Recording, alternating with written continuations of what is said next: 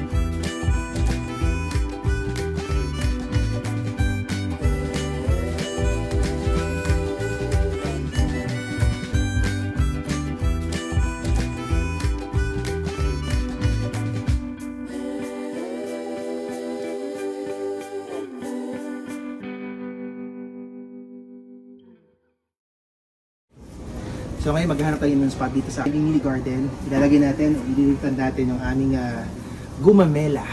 Ito nyo, medyo established itong mga to dito. Medyo matagal na kasi ito dito yung tinanim. Siguro mga 3 to 4 months na. Medyo maganda yung lupa, maganda yung weather at lahat. Kung paano ko gagawin yung pagre-replant. Mas simple lang. Bungkakan ng lupa, na medyo malaki, saka natin ilalagay ngayon. So naisip namin dito na lang sa spot na to dahil ito ay nagsisimula pa lang mag-bloom. So pwede ko siyang ilagay sa paso or sa ibang lugar.